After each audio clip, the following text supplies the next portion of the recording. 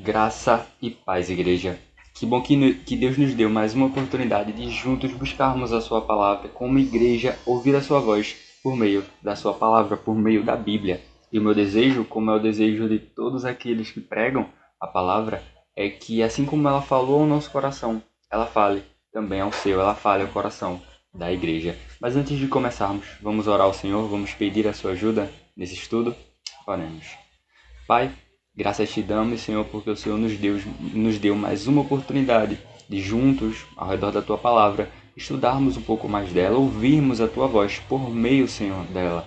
O que eu peço é que para que o Senhor me dê sabedoria e discernimento para saber o que falar e como falar, Senhor, como tratar com a Tua igreja sobre esse assunto, Senhor. Eu também peço sabedoria e discernimento para os meus irmãos, para que com atenção eles venham, Pai, entender aquilo que o Senhor vai falar, ouvir e entender aquilo que o Senhor vai falar, mas principalmente, Senhor, pôr em prática, Pai. Então nos ajuda, nos abençoa e nos guia, Senhor, nesse estudo. E é no nome de Jesus que nós oramos assim. Amém. Sempre bom lembrar, igreja, que nós estamos seguindo o nosso estudo na carta escrita aos Colossenses, não é? Estamos estudando as cartas da prisão de Paulo, quando ele escreveu quando ele estava na sua primeira prisão, uma prisão domiciliar em Roma.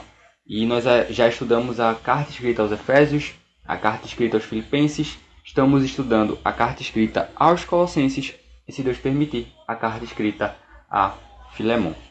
Mas o bloco de hoje que nós vamos estudar, na minha versão pelo menos, tem o título de Os Deveres da Família, dando um spoiler daquilo que será tratado. Então Paulo aqui ele vai trazer 6 direcionamentos para 6 tipos de pessoas dentro da família. Mas uma coisa para deixar bem claro aqui no começo é que antigamente, Paulo aqui vai falar sobre servos e senhores, e sabemos que antigamente eram servos de fato, servos daquelas pessoas. Então esses servos, eles moravam, eles estavam na casa dos seus senhores. Então por isso que quando Paulo trata lá em Efésios sobre o lar cristão e aqui sobre os deveres da família, ele adiciona os servos e senhores, porque os servos moravam com os seus senhores.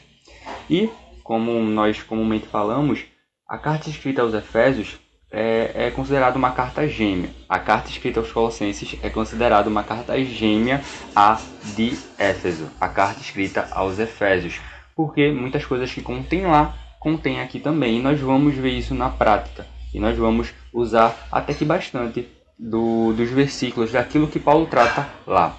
Por quê? Porque lá em Efésios, Paulo ele trata com mais profundidade sobre os deveres da família. Por exemplo, ele usa 11 versículos para tratar sobre marido e mulher. Ele usa 4 versículos para tratar sobre pais e filhos e 5 versículos para tratar sobre servos e senhores. Então, aqui ele meio que resume, mas lá ele abrange bastante. Então, por isso que nós usaremos bastante as palavras de Paulo naquela carta. E sempre bom lembrar que lembrar a nossa missão principal, né? Aquilo que nós temos estudado, o nosso foco, por assim dizer, que é pregar o Evangelho para toda criatura e em todos os lugares. Evangelho que explicita o eterno propósito de Deus, o qual ele está cumprindo por meio do seu Filho Jesus Cristo e vem executando na igreja e através dela. E por que é importante nesse estudo aqui específico lembrar da nossa missão principal? Porque o fazer daquilo que Paulo vai falar para nós, o fazer, o agir como Paulo pede para que a gente haja, beneficiará o cumprimento da nossa missão principal, que é o quê? Que é pregar o Evangelho.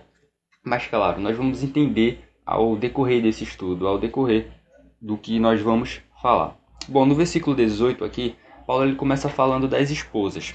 Ele vai dizer, versículo 18, esposas, sede submissas ao próprio marido, como convém no Senhor. Então Paulo ele já começa com um paralelismo, ou seja, ele está fazendo um paralelo. Olha, esposas, sejam submissas ao seu marido, submetam-se ao seu marido, mas não de qualquer jeito. Submetam-se ao seu marido, sejam submissas ao seu marido, como convém no Senhor.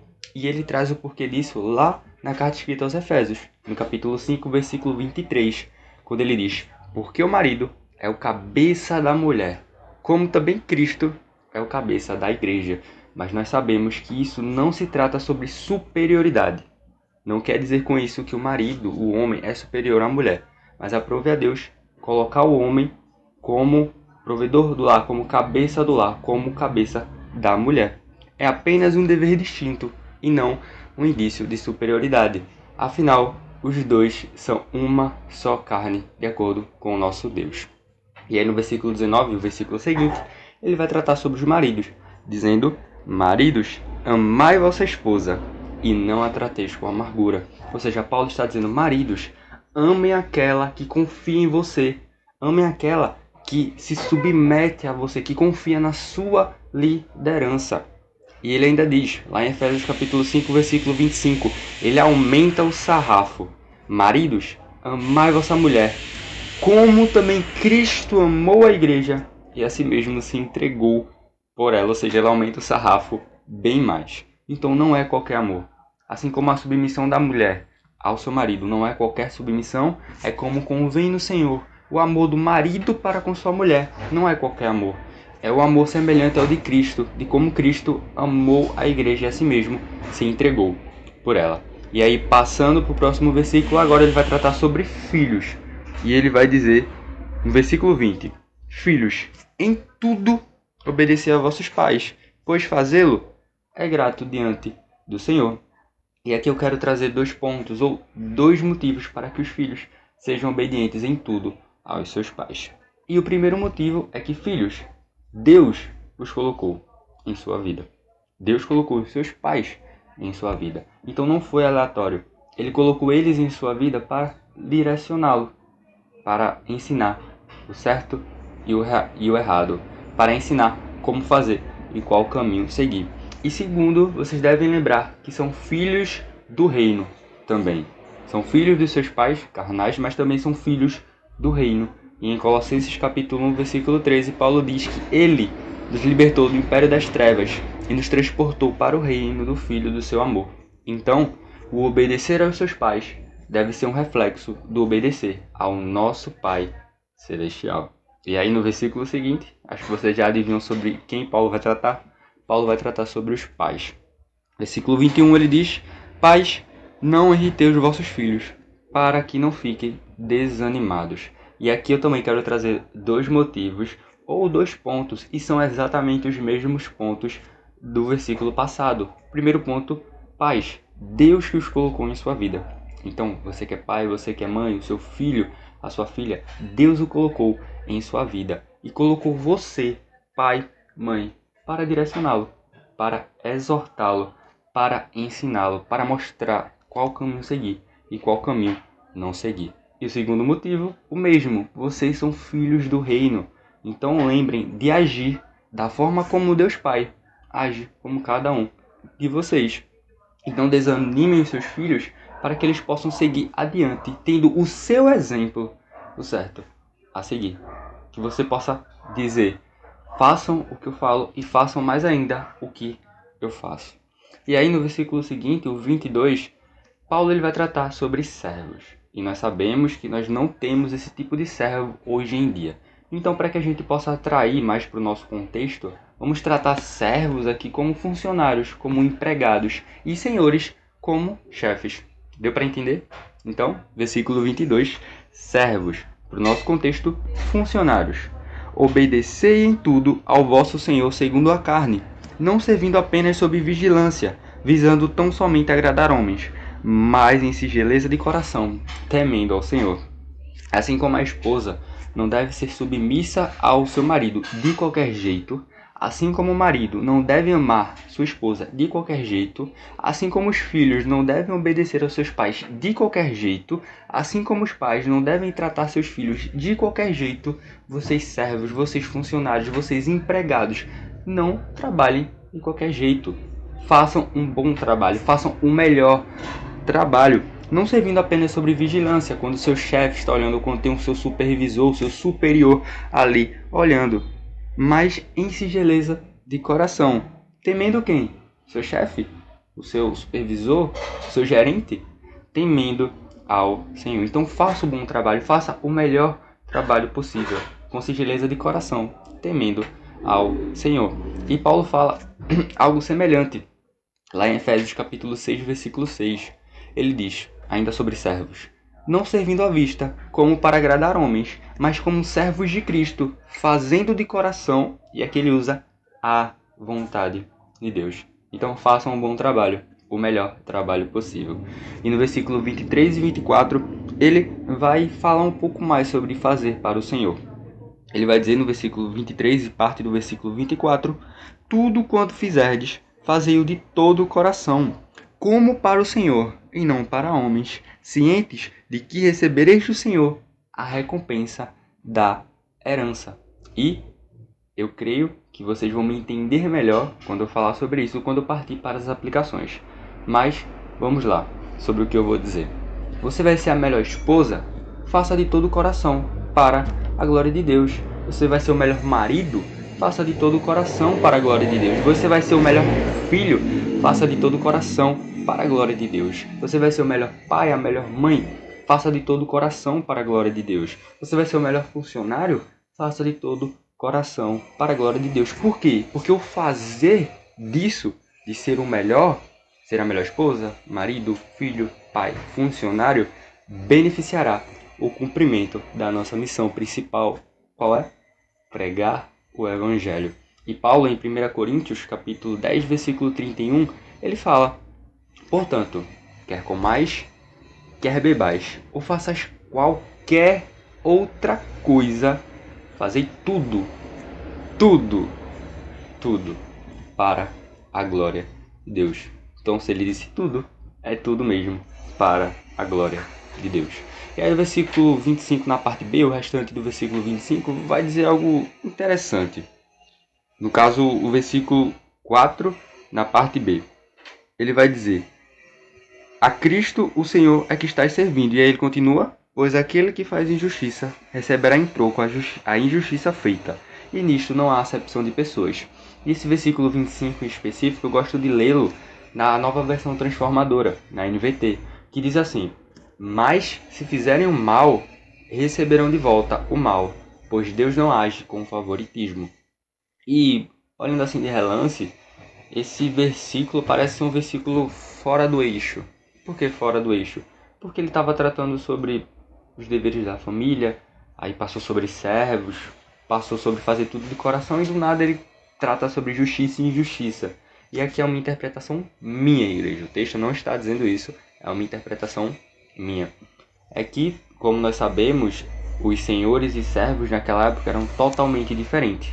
E Paulo ele vai tratar sobre senhores.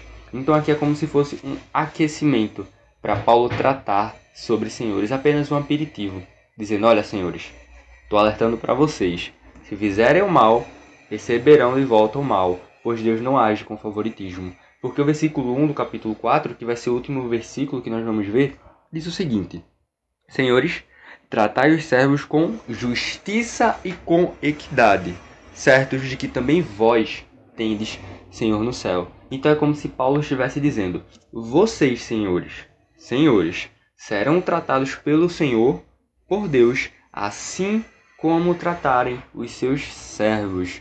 E, se vocês fizerem o mal, receberão de volta o mal, pois Deus não age com favoritismo. Porque tudo o que fizermos, devemos fazer para a glória de Deus. E bom, igreja, depois de vermos sobre os deveres da família, quais aplicações nós podemos trazer? Se bem que é quase uma aplicação cada versículo ou cada dever da família que Paulo trouxe. Mas eu enxergo duas aplicações, igreja, com esse texto. A primeira aplicação, e aqui eu quero resgatar uma aplicação anterior trazida pelo nosso irmão Gabriel, que é: devemos fazer tudo em nome de Jesus, para dar glória a Deus Pai. E nós falamos muito sobre isso. E eu quero repetir o texto de Paulo, 1 Coríntios, capítulo 10, versículo 31. Portanto, quer comais, quer bebais, ou faças qualquer outra coisa, fazei tudo para a glória de Deus. E aí, você pode se perguntar: mas nós não fazemos isso por amor ao próximo? Por exemplo, uma esposa não se submete ao seu marido por amor? Um marido não ama sua esposa por amor? Um filho não vai obedecer a seu pai por amor? Os seus pais não vão irritar os seus filhos. No caso, não vão irritar os seus filhos por amor? Sim, mas eu quero seguir o que C.S. Lewis disse uma vez, abre aspas, quando eu aprender a amar a Deus mais do que a meus entes queridos, então eu os amarei mais do que amo hoje, fecha aspas. Então, se eu amar a Deus acima da minha esposa, eu a amarei mais do que a amo hoje. E se eu amo a Deus mais do que a meus pais, eu os amarei mais do que os amo hoje.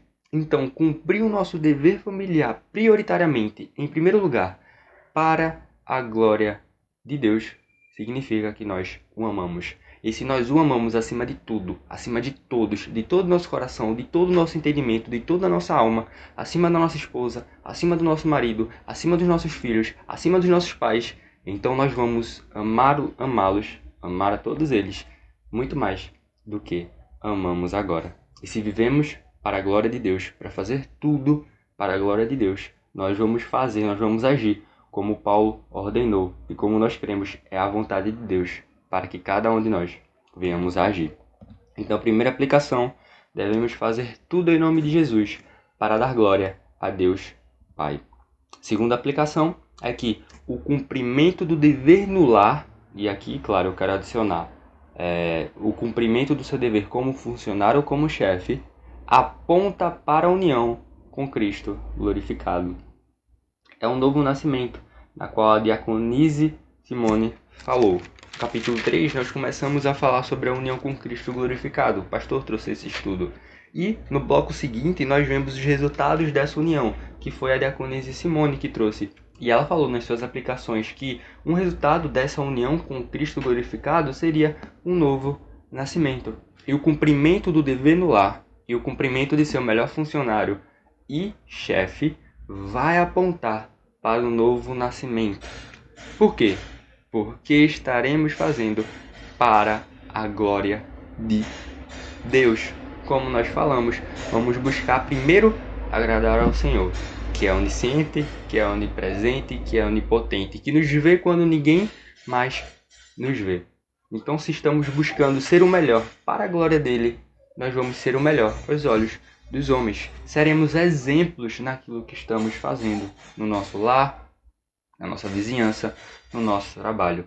Porque as pessoas verão que somos os melhores maridos, as melhores esposas, os melhores filhos, os melhores pais, os melhores funcionários, os melhores chefes.